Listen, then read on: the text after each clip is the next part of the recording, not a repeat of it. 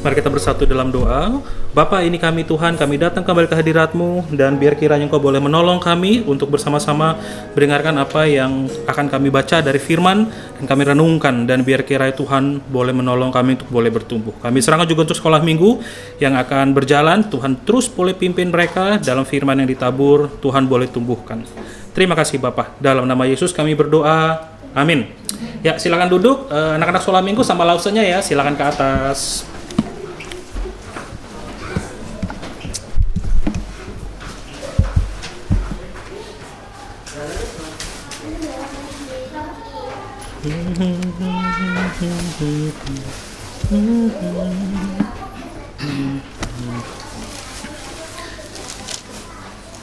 Ya, Bapak Ibu, mari kita membuka Roma 6 ayat 22. Roma 6 ayat 22.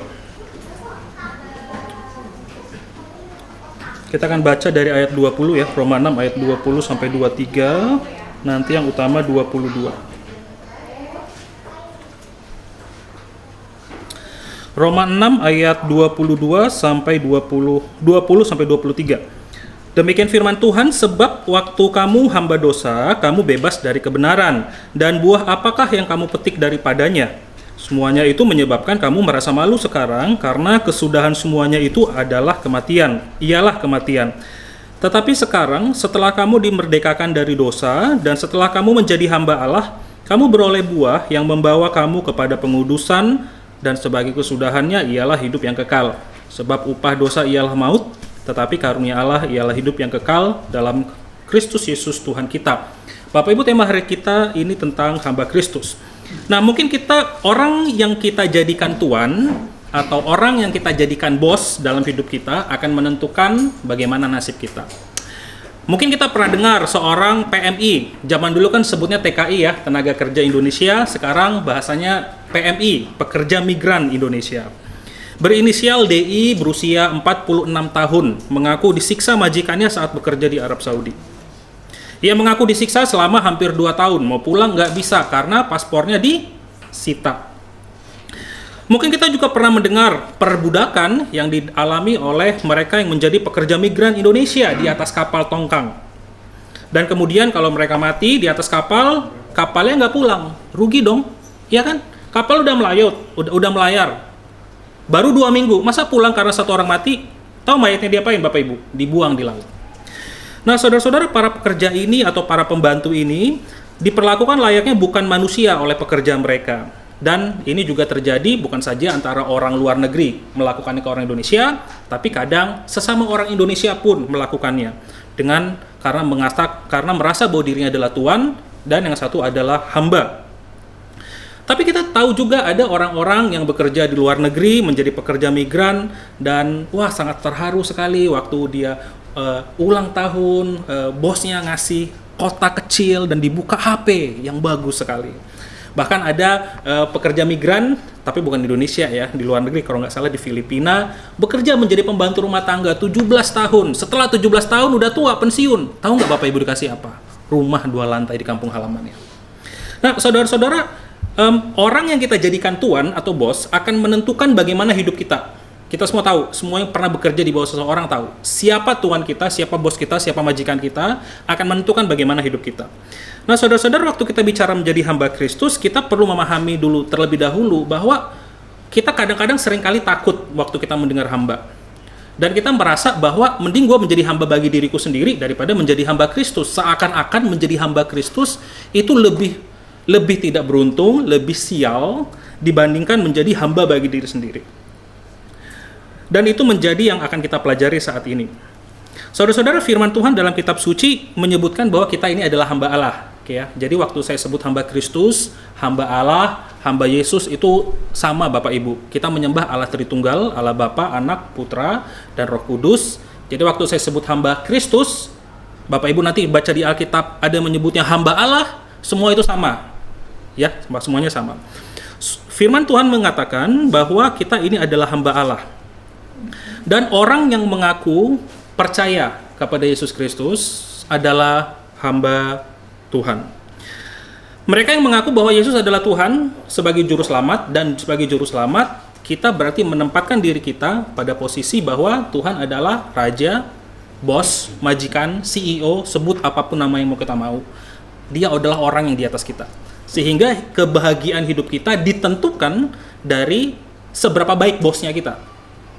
Bukan saja seberapa bahagianya kita, tapi juga tuntutan, kewajiban, ada kewajiban yang harus kita lakukan. Sama seperti kita bekerja di bawah seseorang, bos kita akan mengatakan, kamu harus lakukan A, B, C, D. Berarti kita lakukan A, B, C, dan D. Kita nggak melakukan apa yang tidak dia perintahkan. Kita adalah hamba. Nah, kita bisa melihat Bapak Ibu, beberapa Alkitab ya, boleh ini ya. Sebentar. Misalnya ayat pertama, di dalam Efesus 1 ayat yang ke-7, dikatakan sebab di dalam dia dan oleh darahnya Yesus Kristus, nyanya itu oleh Kristus ya Bapak Ibu, jadi kalau ada kata darahnya ini darah siapa nyanya? Merujuk kepada siapa? Merujuk kepada Yesus Kristus. Kita beroleh penebusan yaitu pengampunan dosa menurut kekayaan kasih karunia-Nya. Kemudian ayat berikutnya. Barang siapa percaya kepadanya, ia tidak dihukum. Barang siapa tidak percaya, ia telah berada di bawah hukuman, sebab ia tidak percaya dalam nama Anak Tunggal Allah. Oke, jadi kita kalau percaya dalam nama Allah, berarti kita mendapatkan penebusan, kita mendapatkan pengampunan dosa. Sekali lagi, konsep penebusan adalah, Bapak Ibu, kita berdosa, saya ingatkan kembali, mungkin ada beberapa yang kita nggak di sini, kita sudah berdosa, Allah berhak menghukum kita di dalam penghukuman yang selamanya kekal. Alkitab menjelaskan bahwa hukuman itu adalah neraka. Kemudian karena kita berdosa, Allah kan murka. Allah kan adil. Harus ada hukuman. Harus ada hukuman. Tidak ada dosa yang kecil. Mencuri 1 miliar sama mencuri 1.000 rupiah di mata Tuhan sama. Sehingga karena kita berdosa, Tuhan akan menghukum. Allah murka, Allah harus menghukum kita. Tapi Yesus Kristus datang ke dalam dunia untuk mati bagi kita. Yesuslah yang akhirnya mati menggantikan dosa-dosa kita. Kenapa modelnya seperti itu? Karena kita ingat di perjanjian lama, Allah yang menetapkan caranya. Kalau kita punya hutang 1 triliun dan kita nggak akan bisa bayar sampai keturunan yang ke-7, Bapak Ibu, yang hanya bisa, cara penebusan utangnya hanya bisa diberikan oleh si pemberi utang. Kita nggak bisa bayar. Bapak Ibu utang sama saya 1 triliun. 7 turunan nggak akan bisa bayar. Oke. Kemudian kalau nggak bisa bayar, berarti saya dong yang buat syarat dan ketentuan berlaku kan? Oke, kalau gitu tiap bulan lu bayar 5 juta. Bener ya? Sampai lu mati aja dah. 25 tahun lagi mati tiap bulan bayar 5 juta. SK-nya dari saya kon. Kenapa? Karena 7 turunan kita nggak akan sanggup bayar. Setelah itu selesai, lunasmu selesai. Utang kita terlalu besar, dosa kita terlalu banyak. Jadi jadi cara untuk kita menebus hutang kita, hutang dosa kita, hanya boleh dilakukan oleh Allah. Nah, di dalam perjanjian lama, kan perjanjian lama Allah mengatakan ada banyak korban-korban ya, korban darah, korban lembu, domba, dan sapi. Jadi cara itu Allah sudah kerjakan dari PL. Kamu akan diampuni dosa kalau kamu menyembelih domba, atau menyembelih kalau kamu terlalu nggak ada duit, burung tekukur. Atau bahkan kalau terlalu miskin bisa mungkin tepung berapa ratus gram, seberapa eva. Nah, di perjanjian baru, Allah, karena kita nggak bisa bayar hutang kita, SK-nya Allah yang nentuin. SK-nya apa? Yesus Kristus. Kalau Yesus Kristus mati bagi kita. SK-nya, kalau kita percaya kepada Yesus Kristus, kita akan mendapatkan penebusan dosa dan pengampunan dosa. Jadi Bapak Ibu itu satu-satunya cara. Oke, kita lihat berikutnya. Jadi karena kita sudah ditebus ya, Bapak Ibu, ayat berikutnya, Roma yang kita baca. Tetapi sekarang kamu telah dimerdekakan dari dosa, karena kita percaya ya pada Yesus Kristus, dan kita menjadi hamba Allah. Semua orang yang percaya kepada Yesus Kristus, kan dosa kita sudah ditebus. Dosa kita sudah ditebus, kita sudah dibayar. Sekarang kita harus menjadi hambanya Allah, kalau kita mengaku percaya. Makanya hamba Allah atau hamba Tuhan itu bukan sekedar rohaniawan Bapak Ibu, atau lulusan STT yang bekerja di gereja atau melayani di gereja, melayani bekerja samalah. Yang penting digaji untuk melayani sekelompok orang. Bukan saja rohaniawan, bukan saja STT Bapak Ibu, tetapi kita semua yang mengaku percaya Jadi Bapak Ibu harus sadari ini. Hamba Tuhan adalah semua orang yang mengaku percaya. Jadi kalau kita mengaku percaya dan kemudian kita mau dibaptis nih ya misalnya, dan kita yakin Bapak Ibu bukan hamba gereja, Bapak Ibu bukan hamba uang, Bapak Ibu bukan hamba diri sendiri, Bapak Ibu bukan hamba dari orang tua kita harus memperhambakan diri di bawah si pemberi hutang yang sudah menebus kita. Ya hamba Allah. Hambanya Yesus Kristus. Jadi apapun yang Allah mau katakan, Peri A, aku bilangnya apa? B, enggak dong. Tuhan bilangnya A sama saya, berarti apa yang harus saya lakukan? A. Tuhan bilang D, apa yang harus saya lakukan? D aksen, D mayor, D minor? Enggak. D, titik, koma, persis ngikutin apa yang Tuhan katakan. Karena kita hamba. Kita hamba. Dari hamba dosa, ditebus oleh Tuhan, kita menjadi hamba Allah. Nah, ini Bapak Ibu. Jadi konsepnya kita rapiin dulu. Semua orang yang percaya, mengaku Yesus sebagai Tuhan dan Juru Selamat, akan dan harus memperhambakan diri kepada Tuhan. Jadi kita bukan sekedar percaya dibaptis terus selesai masuk surga. Enggak Bapak Ibu, mati masuk surga. Enggak. Kita diminta dan diwajibkan dalam seluruh hidup kita. Apapun yang kita lakukan, kita menjadi hambanya Tuhan, hambanya Allah, hambanya Kristus. Nah di sini kita mungkin berpikir, waduh buset dah jadi hamba ya. Apalagi kalau kita baca di Alkitab, doulos bahasa Yunaninya, budak. Waduh keringet dingin. Mau mati saya seperti TKI atau PM yang di luar negeri sana. Tapi kita ingat Bapak Ibu, Tuhan di mana kita memperhambakan diri akan menentukan kelangsungan hidup kita. Pekerja migran Indonesia yang mempekerjakan diri di bawah, kalau nggak salah namanya artis Filipina itu, dan baik, dan tidak semua artis baik, 17 tahun dia melayani, setelah pensiun dia dikasih rumah. Tergantung tuannya. Kalau tuannya kurang ajar, brengsek, suka melakukan kekerasan, verbal abuse, bodoh kamu, bego kamu, capek-capek, waduh, diperlakukan kayak binatang, waduh Bapak Ibu berarti Tuhan kita memperhambakan diri kepada Tuhan yang keliru. Nah, sekarang Bapak Ibu, kita itu memperhambakan diri kepada siapa? Kita memperhambakan diri kepada Allah. Nah, menjadi hamba Allah harusnya membuat kita lebih bahagia dan lebih sukacita. Kenapa? Karena menjadi hamba Allah membuat kita hidup jauh lebih bahagia daripada menjadi hamba diri sendiri atau bahkan menjadi apapun yang ada di dalam dunia. Nah, saudara-saudara, mungkin kita berpikir, lebih enak aku menjadi tuan atas diriku sendiri. Kadang-kadang kan orang berpikir seperti itu ya, Bapak Ibu. Saya mau menjadi tuan atas diri saya sendiri, apapun yang saya lakukan itu urusanku, bukan urusan Tuhan, bukan urusan gereja, bukan urusan orang tuaku, bukan urusan temanku. Aku menjadi tuan atas diriku sendiri. Nah, tapi ini cukup menarik Bapak Ibu, ini konsepnya ya. Kita bukan saja menjadikan diri kita tuan, tapi kita memperhamba diri kita kepada diri kita sendiri. Sebagai contohnya begini. Sewaktu saya di pelayanan di 2 bulan di panti rehab narkoba ya, di Breakthrough Mission, mereka itu selalu mengatakan bahwa waktu mereka mencoba narkoba itu merupakan pilihan mereka. Ada yang dijebak, akhirnya terjebak, ada gitu. Jadi hati-hati milih teman ya, Bapak Ibu, tolong hati-hati milih teman. Ada yang dijebak sama temannya, hati-hati. Tapi ada juga yang memilih karena mereka mau mencoba.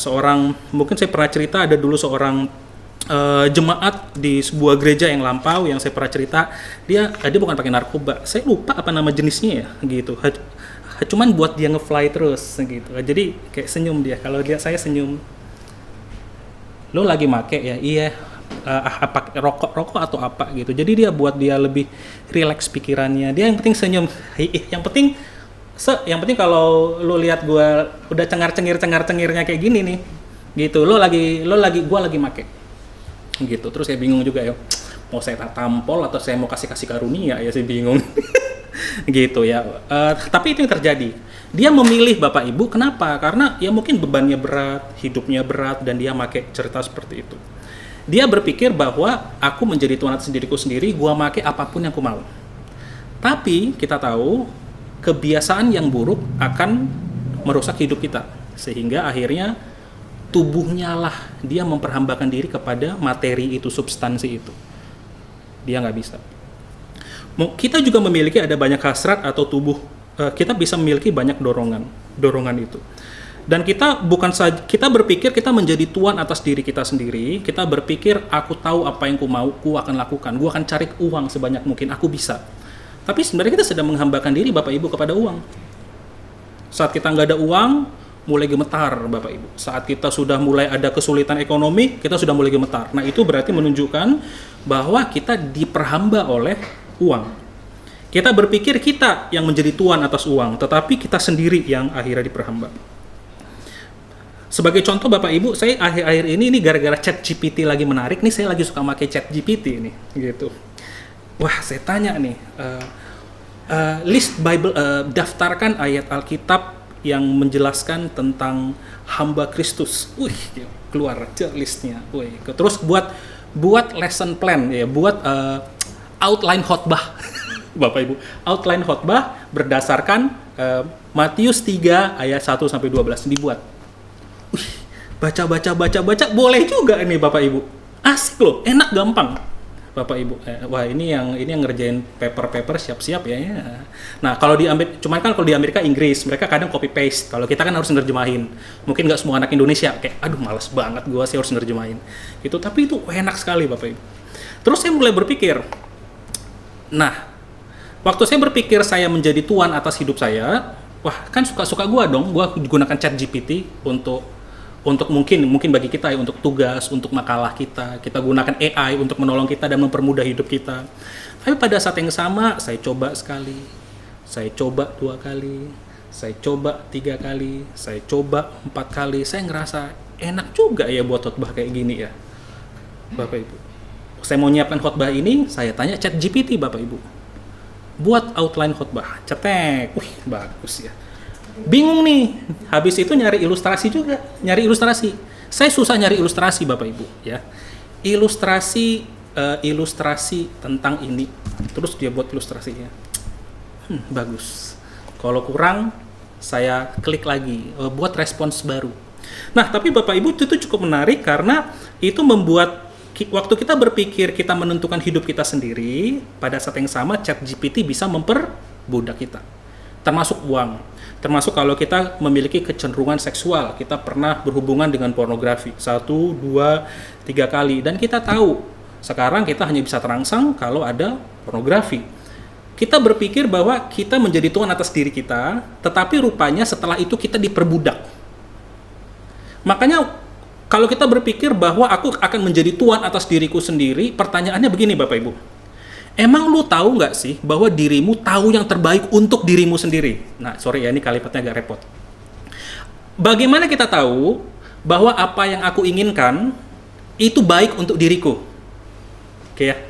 Bagaimana saya tahu bahwa apa yang ku inginkan, aku pengen uang, aku pengen kaya, aku pengen retirement planningku nanti siapin 2M, aku pengen keluar negeri, aku pengen jalan-jalan, aku pengen punya istri, aku pengen punya anak 3. Bagaimana aku tahu bahwa keinginanku itu baik untukku? Bapak Ibu yang kita punya anak-anak, kita tahu tidak semua keinginan anak kita penuhi. Kenapa? Kayaknya belum siap ini orang. Ini anak belum siap. Kita tahu karena kita sudah dewasa. Kan anak-anak gampang. Tapi hanya gara-gara kita sudah berusia, kita belum tahu tuh. Kita belum tentu tahu apa yang kita sukai, apa yang kita inginkan, apakah itu baik untuk kita. Oleh karena itu mending daripada kita menghambakan kepada diri sendiri, kita menghambakan kepada Tuhan.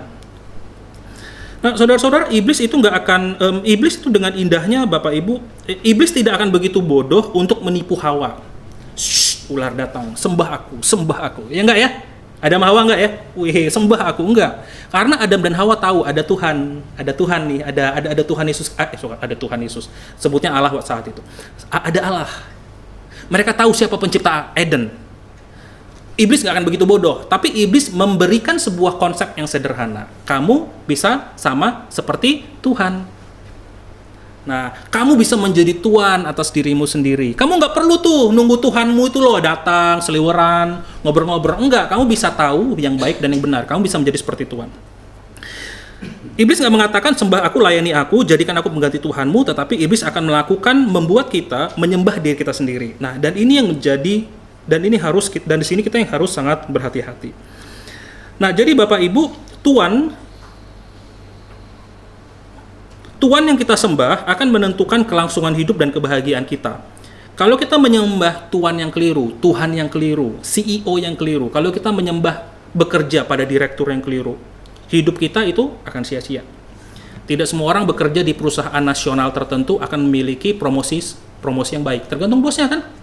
Tergantung kebijakan perusahaannya. Jadi bos kita siapa nih? Tuhan kita siapa? Oleh karena itu jauh lebih baik kita menghamba pada Kristus. Kenapa kok menghamba pada Kristus lebih baik? Nah, tujuan saya Bapak Ibu agar kita tuh jangan takut. Pertama, kita ini kan hamba Tuhan. Semua kita. Yang percaya sama Yesus. Jangan takut menyembah pada Tuhan kita. Kenapa? Karena boleh ayat berikutnya, Pak. Saya belum masukkan sini ya, sorry. Kita lewat aja.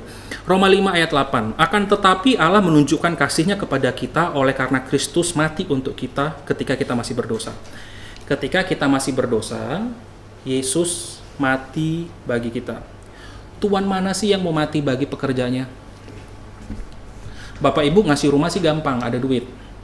Ya, tapi mati bagi pekerjanya siapa yang mau? Nah, Tuhan kita Yesus Kristus, Tuhan kita Allah Tritunggal itu mati bagi kita. Yesus itu mati bagi kita ketika kita masih berdosa. Yohanes 10 ayat 10. Pencuri datang hanya untuk mencuri dan membunuh dan membinasakan. Aku datang, Yesus datang ya, untuk agar orang tuh punya hidup dan mempunyai dalam segala kelimpahan. Tuhan kita ngomong begitu, Yesus.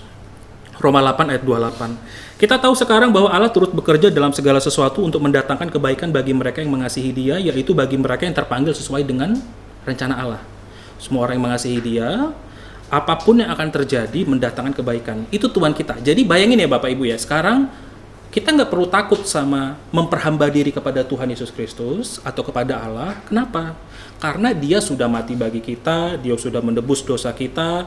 Yesus sendiri sudah berjanji bahwa kalau lu percaya, hidupmu berkelimpahan secara rohani. Apapun yang terjadi di dalam hidup akan mendatangkan kebaikan. Bapak Ibu, Tuhan mana yang bisa memberikan janji seperti ini? Yakin kita mau menyembah diri sendiri atau menyembah Tuhan kita Yesus Kristus? Yesus Kristusnya aja mati Bapak Ibu, sehingga kita nggak perlu takut. Menjadi hamba Allah jauh membuat hidup kita itu lebih bahagia, lebih penuh, lebih berarti. Bonusnya lagi Bapak Ibu, mati kita masuk surga. Hamba mana yang menjamin? Apakah diri kita bisa menjamin diri kita masuk surga? Enggak juga kok, kita aja sendiri tahu kok kita punya banyak salah. Kita tahu banyak salah, saya juga nggak tahu. Mau menyembah Allah yang mana? Mau menyembah Tuhan yang mana Bapak Ibu? Oleh karena itu, jangan takut menjadi hamba-hambanya Tuhan. Nah, kemudian Bapak Ibu, setelah kita tahu nih bersama-sama nih, semua kita hamba Tuhan ya. Semua orang yang percaya adalah hamba Tuhan. Kemudian jangan takut menjadi hamba Tuhan, karena hidupmu akan dijaga. Kekekalan kita aja udah kita terima. Apalagi hidup kita sehari-hari di dalam dunia. Nah, sekarang terus apa yang kita lakukan? Bagian yang ketiga. Nah, Bapak Ibu, Kolose 3 ayat 22:3-24. Apapun yang kamu lakukan, lakukanlah dengan hati yang sungguh-sungguh seperti untuk Tuhan, bukan untuk manusia. Ingatlah bahwa kamu akan menerima warisan dari Tuhan sebagai pahala karena Kristuslah Tuhanmu. Kristuslah Tuhanmu yang sesungguhnya. Saya gunakan versi AMD, Alkitab mudah dibaca. Ini versi Alkitab mudah dibaca. Apapun yang kita lakukan. Kalau kita katanya hamba, jika kita setuju nih ya, ini saya memperposisikan sebuah ide Bapak Ibu, sebuah firman Tuhan. Bapak Ibu terima atau nggak terima itu urusan Bapak Ibu dengan Tuhan. Sepulangnya kan Bapak Ibu menjalani hidup. Kita hamba Tuhan, sekarang menjadi hamba Tuhan itu indah dan bahagia. Sekarang kalau kita setuju dengan dua hal ini, ya sekarang mari kita taat sama Tuhan Yesus. Nah, kita taat. Apapun yang kita lakukan, lakukan untuk Tuhan, bukan untuk manusia. Ya, itu prinsipnya.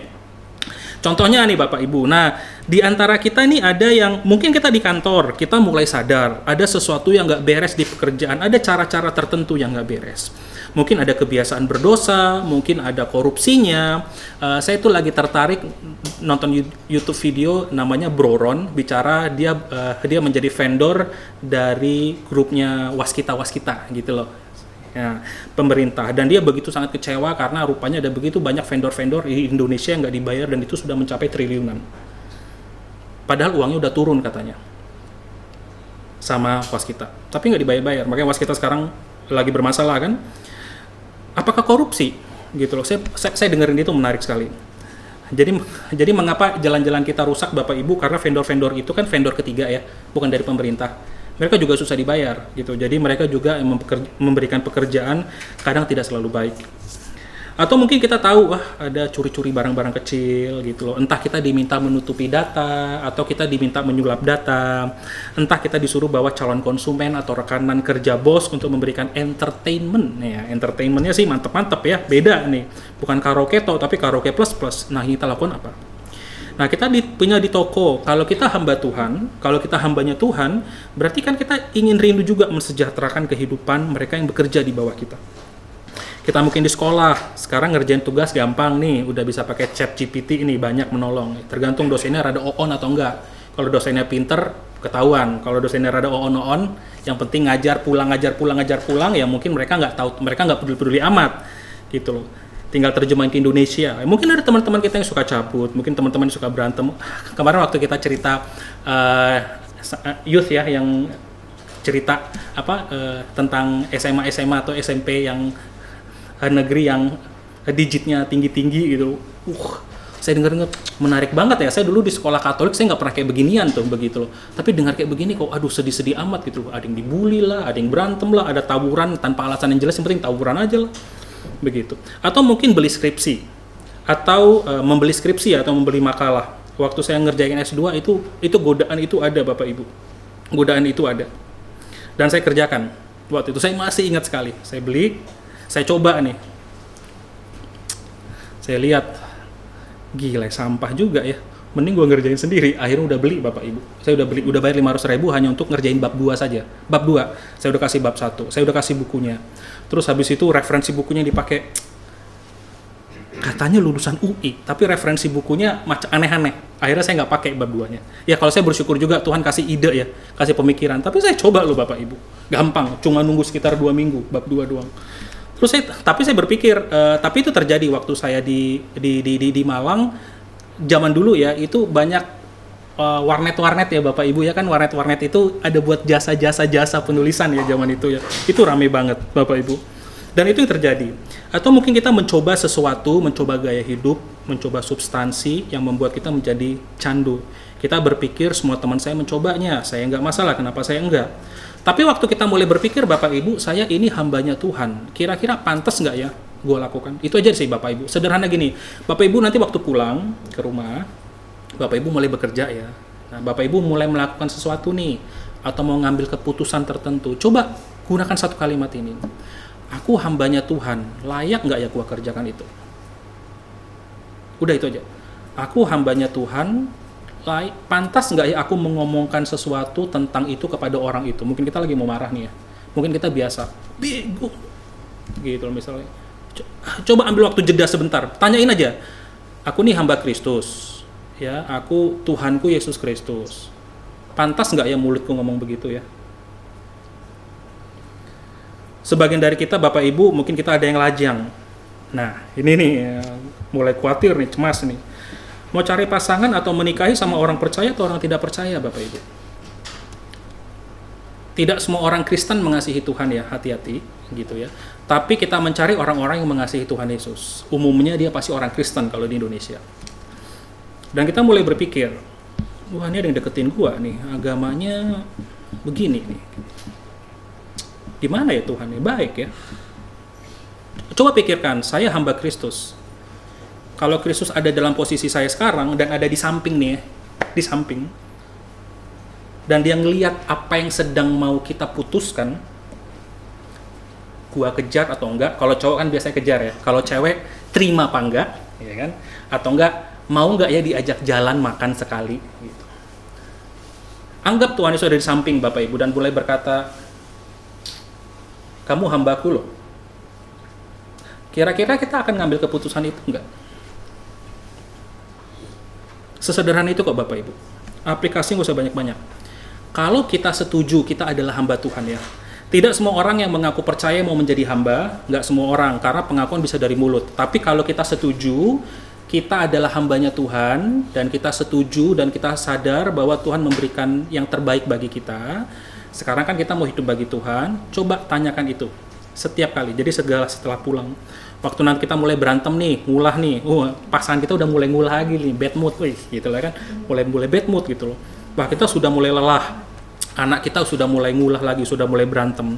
Mungkin pekerjaan pasangan lagi surut, keuangan lagi seret. Kira-kira apa yang mau kita ucapkan ya kepada mereka ya? Coba ingat, nah aku nih hamba Tuhan, yang kulakukan apa? Gitu. Nah ini yang kita harus bawa, Bapak Ibu. Sehingga nanti kita tahu ada banyak hal dalam hidup kita yang Tuhan sebenarnya katakan, no, janganlah, jangan lakukan itu, gitu, Bapak Ibu. Nah jadi ini yang menolong kita. Nah, semoga ini menolong kita, Bapak Ibu ya. Jadi kita sudah belajar tentang 3 hal. Pertama-tama kita ingat, orang yang menjadi hamba Tuhan adalah semua orang yang percaya kepada Yesus sebagai Tuhan dan Juru Selamat. Jadi, kalau kita tidak percaya, Bapak Ibu bukan hambanya Tuhan, ya selesai. Satu ya. Yang kedua, menjadi hamba Tuhan jauh lebih baik 100, 1000, 10.000 kali lipat dibanding menjadi hamba dari Tuhan yang lain, atau bahkan menjadi hamba bagi diri sendiri. Kita berpikir kita tahu yang baik bagi diri kita sendiri.